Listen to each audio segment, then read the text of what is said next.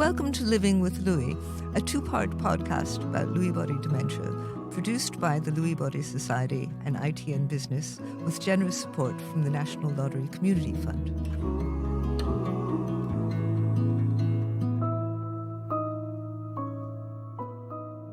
Hello, I'm Ashley Bayston, and I'm the founder and chair of the trustees for the Lewy Body Society, which is the only organization in the UK dedicated solely to Lewy Body Dementia.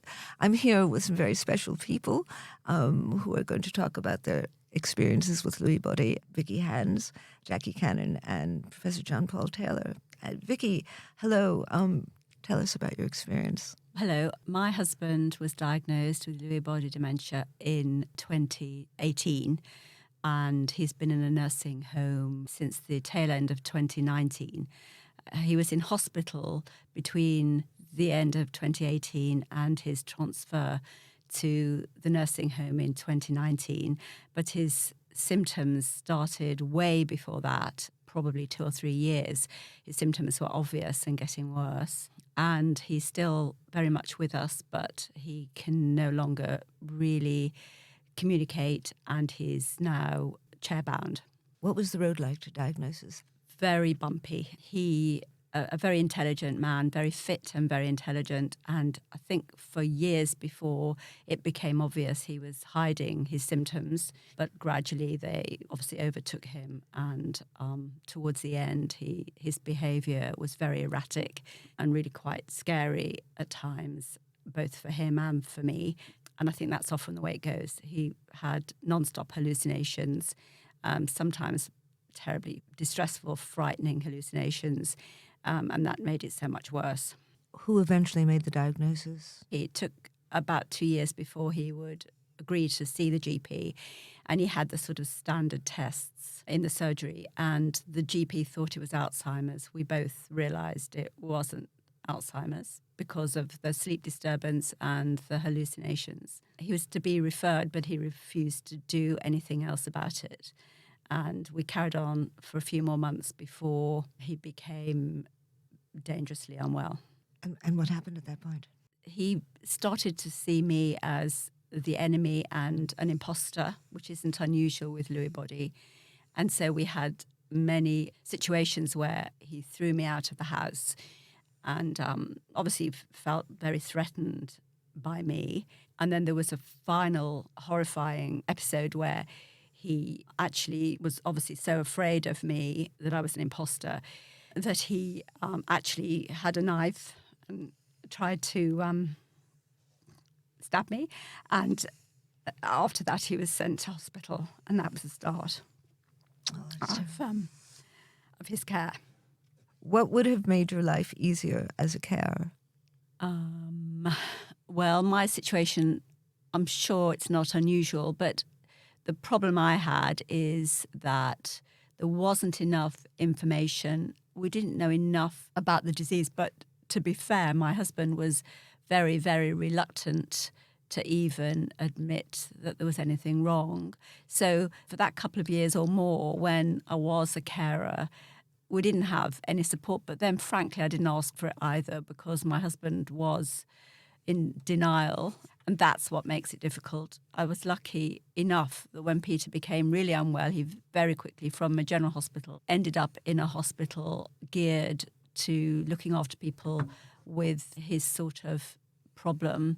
And so then I think I was very well, my concerns were catered for, and I felt that I had lots of support. But I think it's the luck of the draw, and I was very lucky in that respect. Vicky, you have been absolutely marvellous as an ambassador for the Lewy Body Society. And last year, you organised wrapping I'm going to let you talk about a scarf for Lewy. One of the things that has done me so much good during this period is trying to help the Lewy Body Society to raise awareness. It became pretty obvious early on that for so many people, Alzheimer's is dementia, dementia is Alzheimer's, and so few people know of any other type of dementia, of which there are many. Lewy body is not a rare disease at all, but unfortunately, it's still so little known. And we've been trying at the Lewy Body Society to raise awareness. Last year, I asked people to knit scarves, and the idea was to sew them together and wrap them around a really interesting building in the centre of London. We ended up encircling the Albert Hall 6 times with a scarf a mile long. We had more scarves than that, actually, but I gave up sewing them together after a mile. And it's all about raising awareness for Lewy body. And I think it was really quite successful. In October, we're going to take it to Belfast. And this time we're going to wrap the Waterfront Hall. Not as many times, but It won't be as many times, but hopefully it'll be just as successful. It was quite extraordinary, and you can see footage of that on the Lewy Body website. I'm going to bring in Jacqui right now. Jacqui Cannon is the CEO of the Lewy Body Society and my best friend in the world. And I would... Jacqui, tell us how you got involved. Yes, so I'm Jacqui Cannon, CEO of the Lewy Body Society, and a former carer for my dad who had Lewy Body Dementia. My dad was diagnosed immediately, I have to say, by his GP. That's very unusual. It was really very unusual, but a very knowledgeable GP who immediately did the test and said, this is Lewy Body Dementia, and I'm going to refer you to a consultant. And what were the challenges that you found then? The challenges came from his hallucinations, but hallucinations that didn't bother him. He didn't become aggressive. And I think part of the thing was that he was partially sighted. So for him, the hallucinations were actually quite entertaining because he could see something. And majority of his hallucinations were men in the garden cutting the trees down. And I actually at one point believed that the neighbour at the back of the house was cutting the trees down. And he would say, you don't believe me that I can see these things, and I said, yes, I do believe that you can see them because they were so real to him. And he would also say, a bit like Robin Williams, I need you to reboot my brain. Because he was aware of what was happening. And I think that's one of the problems with the Lewy body, though, isn't it? Certainly in the early stages, the sufferer is very well aware of what's going on, and the memory part of it is affected much later. So my husband, when the hallucinations weren't threatening, he would say, can you see 6 people sitting around the table? And, of course, there wasn't anybody sitting around the table. And he would say, it's an hallucination, isn't it?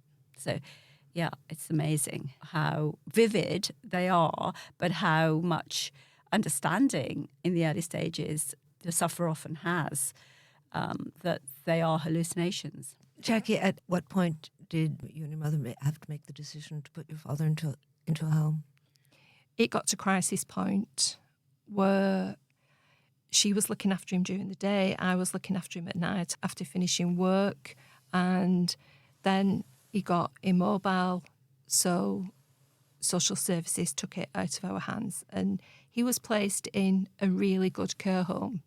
But what was amazing was that 1 week after going in the care home, we went to visit and he came walking down the corridor towards us.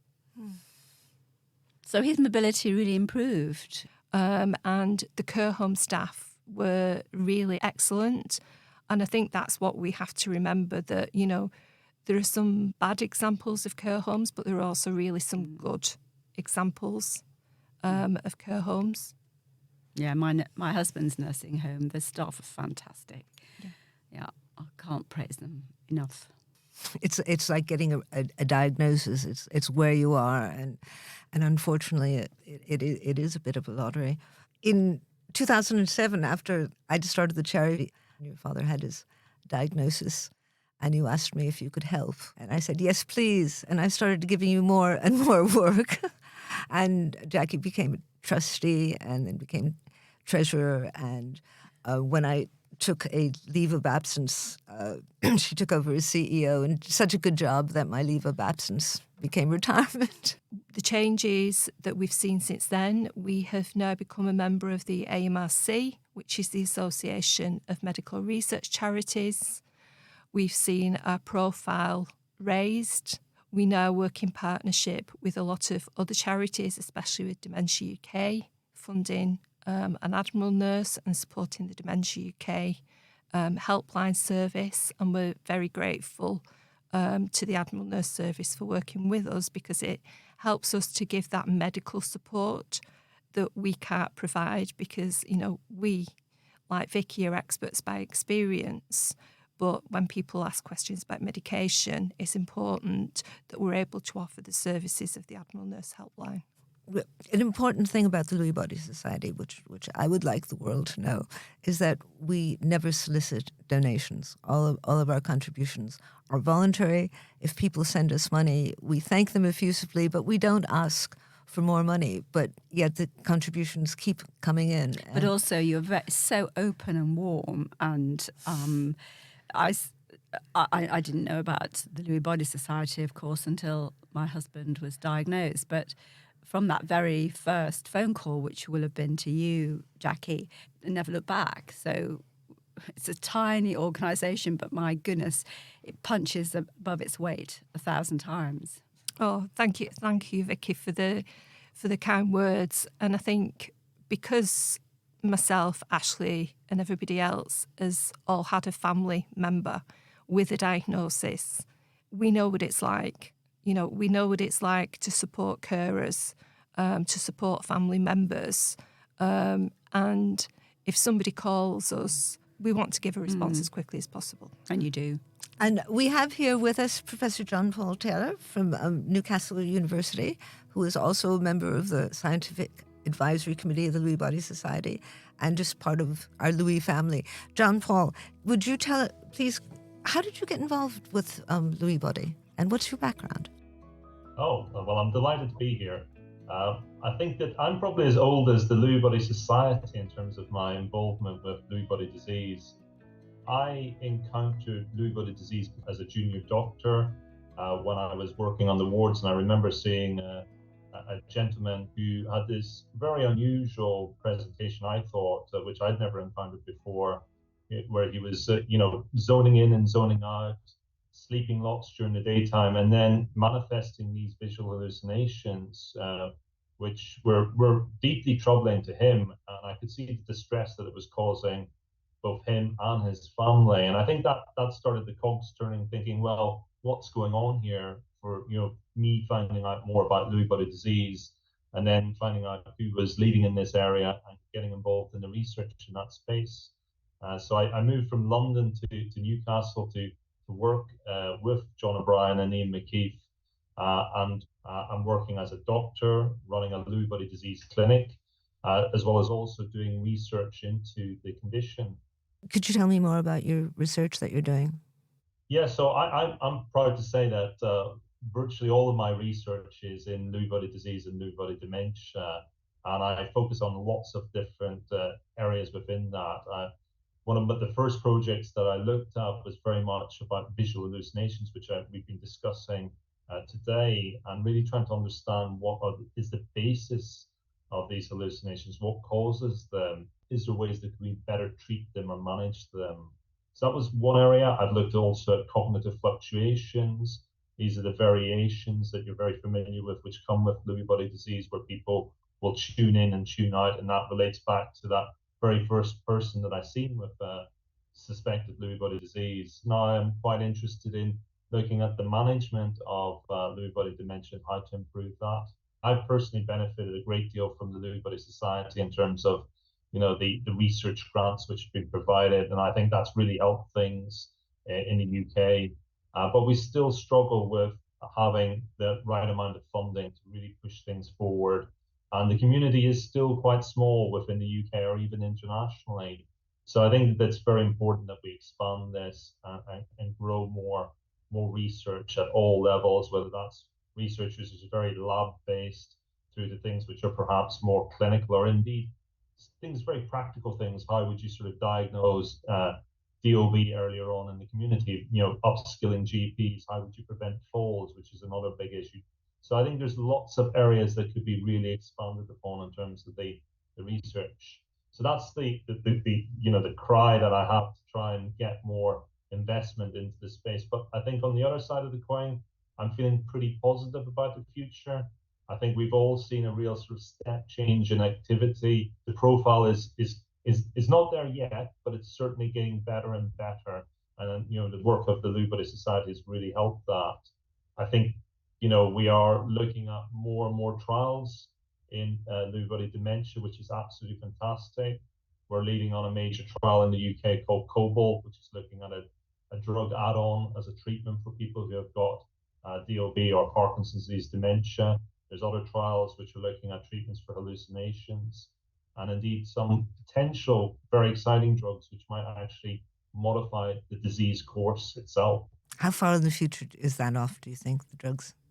Well, we're doing the trials at the moment. Okay. And I think that, we are going to embark hopefully on this disease modifying trial very shortly. There's a lot of other things in the pipeline. So I'm feeling very optimistic within the next 5 to 10 years, we're going to be making big shifts and big strides. We've already seen some of those strides being made in the Alzheimer's world with the new drugs which are coming there. And I think we can learn a lot from what happens there. And also in Parkinson's disease, there's lots of medications which are being used there and being trialed. Certainly from the point of view of Peter's disease, he was in hospital for such a long time, and they tried just about every drug available and everything available to people with Alzheimer's. And every time he reached the level where it actually might have done some good, his side effects were dreadful. And people still say to me now, they get all excited when there's news of a new drug for Alzheimer's. Oh, there's something new in it. Isn't this good for your husband? And it's frustrating because so often the drugs that are coming up for Alzheimer's really don't do anything for people with Lewy body. One of the research projects that the Lewy Body Society funded a few years ago was into whether there is a hereditary element to the disease. And please, JP, tell me if I've got this wrong, although it's not necessarily hereditary, people with a parent with Lewy body have a higher percentage of developing it. Is that the correct interpretation? Yeah, this is an area which is, like all things in Lewy body disease, under-researched. And what we need to really understand it is very, very large numbers of people or cohorts to do all of the genetic analyses to understand what degree is a hereditary component. I think a lot of that work is happening now, which is fantastic. We are identifying that there's perhaps a number of different genes which increase your risk of developing the condition and might also alter the course of the disease, making the progression faster. So I think that's quite exciting because that does open up the possibility for potential targeted treatments in that area. So I think like all things, there is perhaps a slight increased risk associated if you've had a sort of family history there, particularly if it's been very early onset. There may well be a genetic component to that.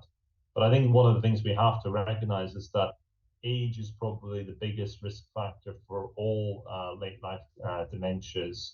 And so I think that, whilst there's a genetic component, it's about also looking at being aware that age is a factor, and then perhaps looking at other preventative things that might be possible in terms of lifestyle. And again, that's an area which we really need to do a little bit more research on, because definitely from certainly other spheres of dementia, we know things such as exercise, healthy diet, etc., can really make a big difference in terms of reducing the risk of developing a dementia.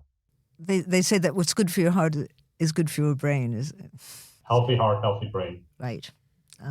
Could we just mention the estimated number of people with Lewy body dementia in this country? Because it's really quite high, isn't it? Perhaps somebody could comment on that. Yes, about statistics, about numbers of people with Lewy body. We've heard everything from 30,000 to 125,000. Yeah, I often get asked that question of how many people are living with Lewy body dementia. And it is quite sort of hard to put your finger in the air because, again, I think as we've been discussing earlier, how people present can be very, very different.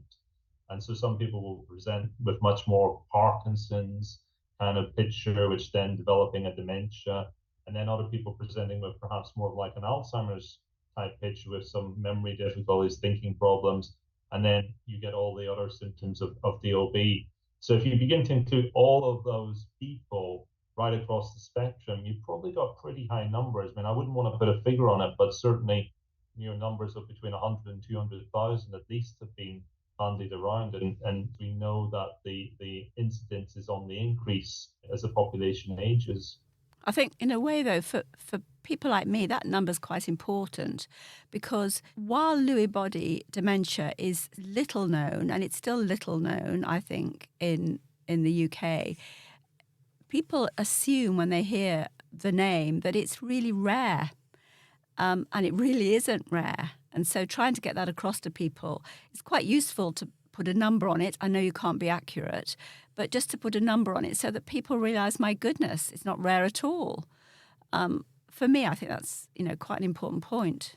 Yes, we refer to it as the most common form of dementia you've never heard of. Recently, we've been looking at the amount of people who have died with dementia, what's in their brains, and what we find is that Lewy body dementia features probably happen in about a quarter of people with dementia. And furthermore, there's been another study which has come out of Scandinavia, the Biofinder study, which is really suggesting that people who attend memory clinics, they did all these clever tests, but they were able to demonstrate that a quarter of the memory clinic patients had evidence of Lewy body disease. So whilst I say, maybe a couple of 100,000 people here, that's just what we definitely can recognize and diagnose as Lewy body dementia. But I suspect that it's a lot larger out there. It's just that we're not recognizing it perhaps as well as we should be. So, John Paul, would you agree that evidence-based data is essential if we're to help to raise awareness? Absolutely. I think that with those statistics, we can be fairly confident that it's probably the second most common cause of late life dementia. Jacqui, what do you think would make the biggest difference for the Lewy body community? So most people have never heard of Lewy body dementia until they get a diagnosis or a family member gets a diagnosis. And, one person's diagnosis journey is one person's diagnosis journey. Some people will be given information and signposted to organisations like the Lewy Body Society when they get a diagnosis. Others will just get a diagnosis with no post-diagnostic support. We receive calls on a daily basis, people asking for that support, and we have information packs. We've produced a number of leaflets on specific topics like hallucinations, again in partnership and collaboration with Dementia UK, and co-produced with people living with a diagnosis of Lewy body dementia. So I think making sure that everybody has got the right information, the right support, and they know where to go to get that information is really, really essential. It's awareness, isn't it? It's awareness, and we hope that the Lewy Body Society is a banner which people living with a diagnosis and family members can stand under. And that banner has recently been unfurled even wider with the formation of Lewy Body International, which the Lewy Body Society has facilitated. There are now 9 Lewy Body associations of some sort around the world. When we started out, there were only 2. And we've formed a very loose coalition, a banner, because together we can make a louder noise. And our first project is going to be the first ever World Lewy Body Awareness Day on the 28th of January, 2024. The 28th of January is Dr. Lewy's birthday. And Dr. Lewy, as we all know, discovered the bodies after which the dementia is named. And so look out for that on the 28th of January. This has been really lovely chatting with all of you today about Lewy body. Jacqui and John Paul and Vicky, thank you so much for coming here today for this discussion. Yeah, just thank you for everybody that chooses to support the Lewy Body Society. Supporting a charity is a very, very personal choice, and we respect that choice, so choosing to support us is greatly appreciated. I just wanted to say big thanks for having me today. I really enjoyed talking with you.